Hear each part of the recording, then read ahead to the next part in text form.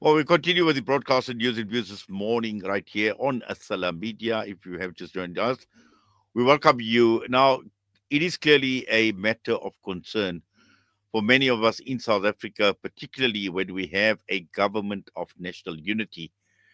But just how united are they in ideology? How united are they in purpose?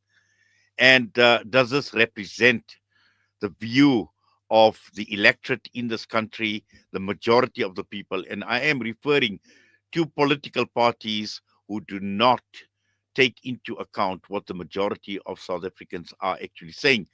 And one of them being the Patriotic Alliance, who are members of the Government of National Unity. They have a minister who is the Minister of Sports in Gayton McKenzie.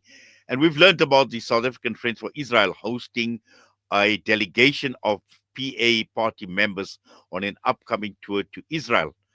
Now, when one looks at the PA and about their justification for the tour, they talk about a number of things and talking about learning from Israel for the good of a future South Africa.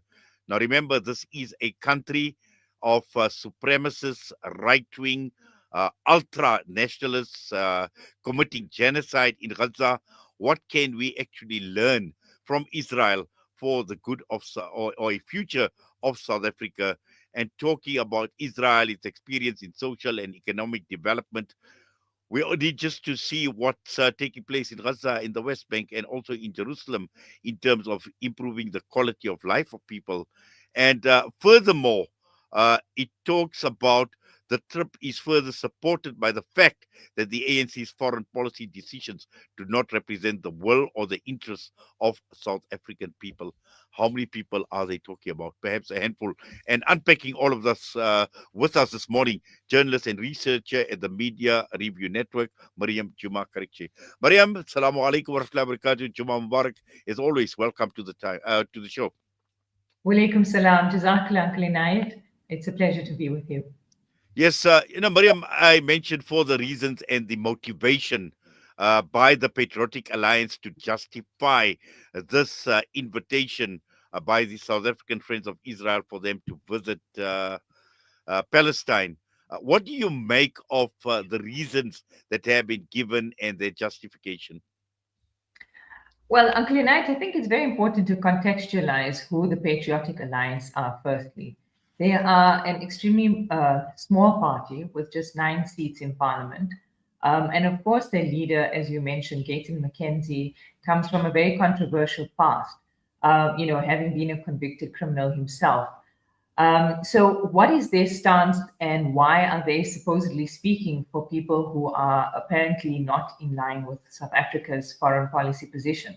Well, I think it's very easy to say that, this is very blatant politicking and an attempt to capitalize on the current rift that we have in South African society between, not necessarily between white and black, but the discussion around, whose voice gets to be represented on a global stage. And I think by aligning with the Israeli government, which is what the PA have been doing since the outset of the formation of their party, is essentially trying to feed into the very small but powerful lobby, the Israeli lobby, the Zionist lobby in South Africa, who also have a significant amount of resources that could be plowed back into their party.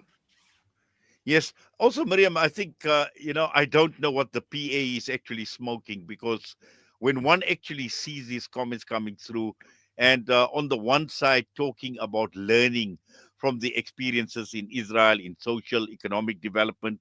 On the other hand, they talk about how Israel can gain valuable lessons from South Africa in terms of nation building. Now, all of this comes against the most brutal genocide that we've actually seen in history. Yet we have comments like this coming out. Look, I mean, Gayton McKenzie is certainly on something that, doesn't quite explain the extent of his contradictions. This morning's, the Africa Report's most recent edition this morning, it features an interview with him in France, because he's in France at the moment for the South Africa-France Investment Conference. And essentially, he said, anyone who tells us to criticize Israel is an enemy. And in the same breath, he speaks about the Afrikaner so-called refugees to the States and saying that, no, we need to understand and sit with them. We are the children of Mandela. We need to understand why they perceive themselves to be under attack. So in one breath, you can essentially dismiss, the intense suffering and physical dislocation, physical dismemberment, murder of children and families. And on the other hand, you can speak about, being a child of Mandela. So essentially, I think it's important for the South African public to be aware that as much as the Patriotic Alliance might be saying the right things for land reform and with regard to pro-poor policies, in inverted commas, the fact that they are so inconsistent with their own constitution that says that human rights and dignity is at the core of the party. South Africans must be awake to this, that we cannot allow politicians to ride really roughshod over our democracy by presenting such pathetic kind of defense for Israel and for any country that is committing human rights violations. But Mariam, at the same time, we also need to be awake and we need to be aware of an organization like the South African Friends for Israel as a lobby group and the impact and the influence they have over politicians. No, certainly. Look, I think what we need in the South African parliamentary context is we need to have a committee that overlooks foreign funding in particular and lobby groups that are funded. For example, I mean, who's actually paying for this? Who sponsors this entire thing? If they go, if the PA sends a whole delegation, who's paying for this? Does it come out of their parliamentary allowances? To what extent are we actually, putting the bill for what is a direct contradiction of South Africa's moral foreign policy? So yes, we have to be aware of organizations like this. And I think what is, it's very worrying that even within the South African context, the space for debate is now slowly closing. You see, for example, at UCT, the moves against, the PSC at UCT with the senior academics alleging that, funding, US funding is being withheld because of students' affiliation to Hamas.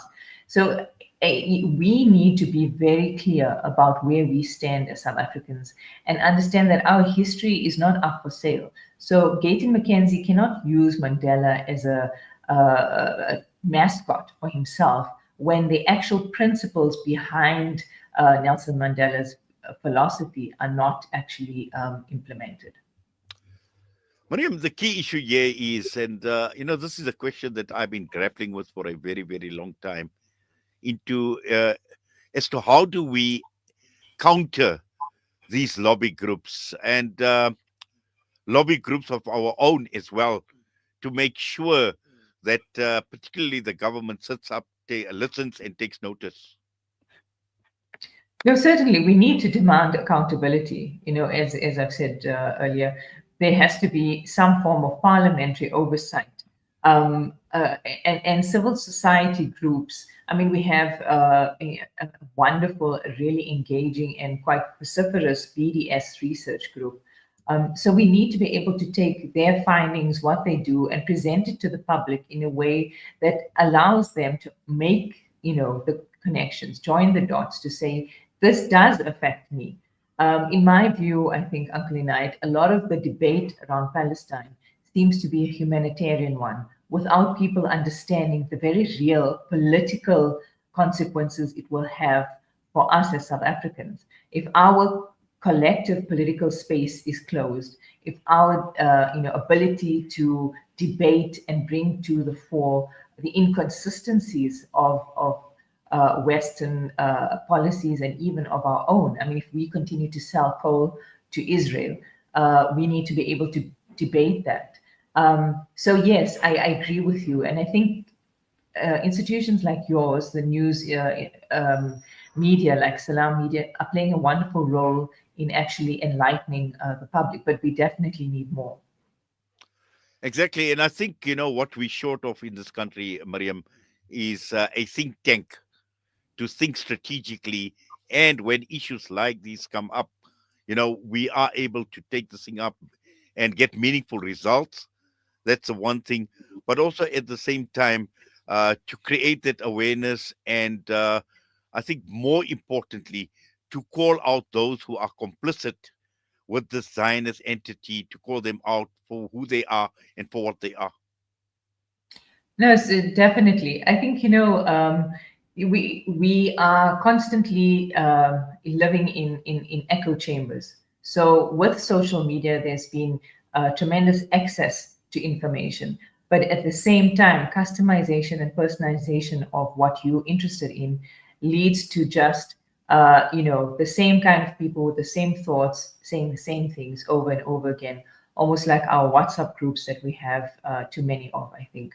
Um, so what is needed now is essentially for us to connect to the grassroots, to understand, look, South African children are dying of starvation.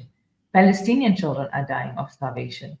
There are two different reasons, two very different reasons for that. How do we join those two, and how do we stand up to say one child is one child too many?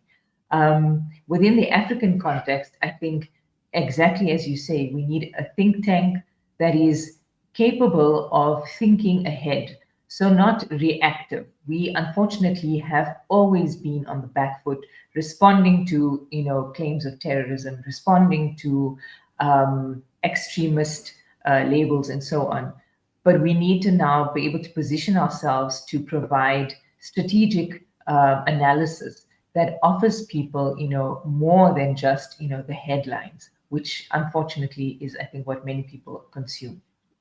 Well, and even more unfortunate is given rise to people like Gayton McKenzie, the PA, the DA on the previous visit. Apparently, I'm led to believe that the ACDP also opposed something in Parliament that Al Jamaa had actually brought up as well regarding Palestine. And it's actually just making them a lot more brazen and a lot more bold if we are reactive all the time. And like you say, it requires a proactive approach. I'm just looking at a message from Abdullah Shabal saying Gayton McKenzie comes off as someone who would have sold out Mandela. So, these are the sentiments that are being expressed. Look again, the extreme contradiction is that the PA calls itself a party of religion, and one of the clauses in their strategy manifesto is to bring God back into schools, to bring religion back into South African lives. And yet, at the same time, you can condone and be completely comfortable with the annihilation of innocent civilians on a mass scale. So it begins to reek, to stink of opportunism, and I think this is where we need to understand that those who are standing up for Gaza now will be remembered, and history is recording, history is watching. You can't get away from this. We know who have been complicit and who have refused to speak out simply to maintain their positions of power. And those who've sacrificed, jobs and degrees and comforts for the Palestinian cause will be remembered, inshallah. Mariam, just looking at the previous trip of the DA and hiding behind the excuse that these tours are arranged and attended by individuals in their private capacity, and obviously distancing their parties from the implications of their visits as well. And again, you've got the likes of Durko as well. These are publicly elected officials. They are representatives of the public. Is it an acceptable excuse? Not at all. I mean, as you say, a publicly elected official, there is a direct contravention of principles and of loyalties.